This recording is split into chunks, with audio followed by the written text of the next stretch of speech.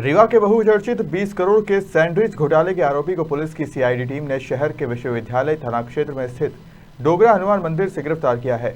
आरोपी मंदिर का पुजारी बनकर 6 सालों से साधु के भेष में न सिर्फ पुलिस को चकमा दे रहा था बल्कि साधु के भेष में लोगों को भी धोखा रहा था।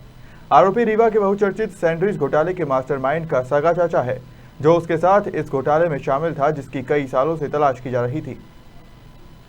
रीवा सहित प्रदेश के बहुचर्चित जिला सहकारी बैंक रीवा के डभोरा में 20 करोड़ के सैंडविच घोटाले के फरार आरोपी अभय मिश्रा को सीआईडी ने गिरफ्तार कर लिया है। आरोपी फर्जीवाड़े में एफआईआर दर्ज होने के बाद साधु का वेश धारण कर पिछले 6 सालों से पुलिस को चकमा दे रहा था, जिसके ऊपर 10,000 का इनाम भी घोषित था। आरोपी शहर के कई मंदिरों के साथ ही चित्रकूट में भी साधु का भेष धारण कर फरारी काट चुका था। फर्जीवाड़े का आरोपी कथित साधु सैंडविच घोटाले का सूत्रधार व मुख्य आरोपी रामकृष्ण मिश्रा का सगा चाचा बताया जा रहा है। इस घोटाले में कुल 66 आरोपियों के खिलाफ एफआईआर दर्ज की गई थी, जिनमें से इसके पूर्व 14 आरोपी गिरफ्तार किए जा चुके हैं। वर्ष 2015 में केंद्रीय सहकारी बैंक रीवा में सीबीएस सिस्टम लागू होने पर 20 करोड़ से अधिक का फर्जीवाड़ा सामने आने के बाद 66 आरोपियों के खिलाफ एफआईआर दर्ज की गई थी। इस मामले में 4 बैंक महाप्रबंधकों के साथ कई शाखा प्रबंधकों के खिलाफ एफआईआर दर्ज की गई थी, जिनमें से 14 आरोपियों को गिरफ्तार कर लिया गया था। पूरे घोटाले का सूत्रधार व मुख्य आरोपी रामकृष्ण मिश्रा, तत्कालीन शाखा प्रबंधक डभोरा सहकारी बैंक को गिरफ्तार कर लिया गया था, जिसके बाद पूरा मामला सामने आया था। 2015 मार्च में सैंडविच घोटाला सहकारी बैंक डभौरा ब्रांच का ओपन हुआ था। सहकारी बैंक के द्वारा एक जांच प्रतिवेदन डभौरा थाने में प्रस्तुत किया गया था, जिसमें करीब 16.5 करोड़ रुपए का घोटाला था। उस घोटाले में बैंक के कर्मचारी और प्रधान कार्यालय के अधिकारी वगैरह मिलके रामकृष्ण मिश्रा वगैरह ने मिलके सैंडविच घोटाला किया था। ये सीबीएस प्रणाली से छेड़छाड़ करके घोटाला किया गया था। कोर बैंकिंग सिस्टम मैनुअल से कोर बैंकिंग सिस्टम जब लागू हुआ तो बैंक के पैसे को कोर बैंकिंग सिस्टम में लोड कर दिया गया अपने गिरोह के सदस्यों के खाते में। उन गिरोह के सदस्यों के खाते में पैसा बैंक का भेजकर उसका आहरण कर लिया गया और उस पैसे को खुर्द-बुर्द कर दिया गया। इस घोटाले में क्राइम नंबर 12/15 धारा 420, 467, 468, 471, 477 ए, 120 बी, 109, 34 भादावी एवं भ्रष्टाचार निवारण अधिनियम 13 की धारा के तहत 24 आरोपियों के खिलाफ मुकदमा दर्ज हुआ था। कतिपय कारणों से डभौरा पुलिस से विवेचना लेकर सीआईडी को दे दी गई थी। सीआईडी विवेचनाधीन प्रकरण में 18 अभियुक्त अरेस्ट हो चुके हैं। 19वां अभियुक्त जो है तो कल 14 तारीख को 14/9/22 को रात 7 बजे करीब जो है अरेस्ट हुआ है। 14/10/22 को ये डोंगरा मंदिर है विश्वविद्यालय थाना क्षेत्र में।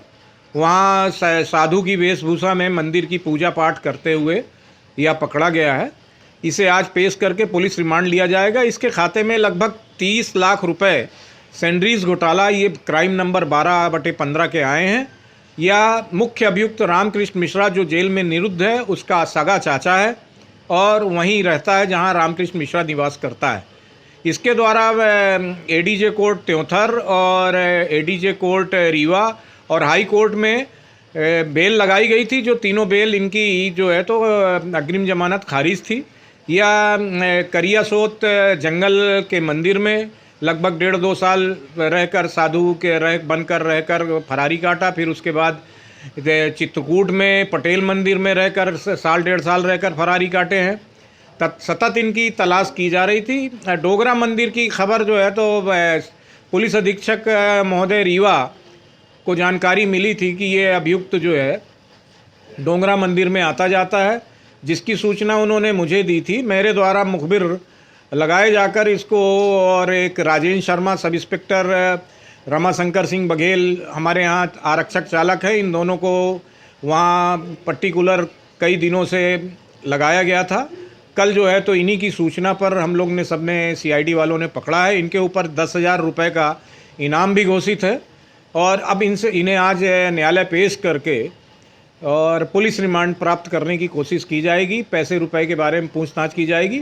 बहुत संभावना है कि जो मैनुअल घोटाला सीआईडी ने 12/15 क्राइम के पहले का खोला था और उसके बारे में जांच कराई थी, जो 5 करोड़ 10 लाख का रजिस्टर्ड हुआ है, उसमें अभी वर्तमान में ये आरोपी नहीं है। लेकिन पूछताछ में ऐसा पता चला है कि मैनुअल घोटाले में भी इनका नाम जोड़ा जाना पड़ सकता है, मैनुअल घोटाले में भी इनका नाम हो सकता है।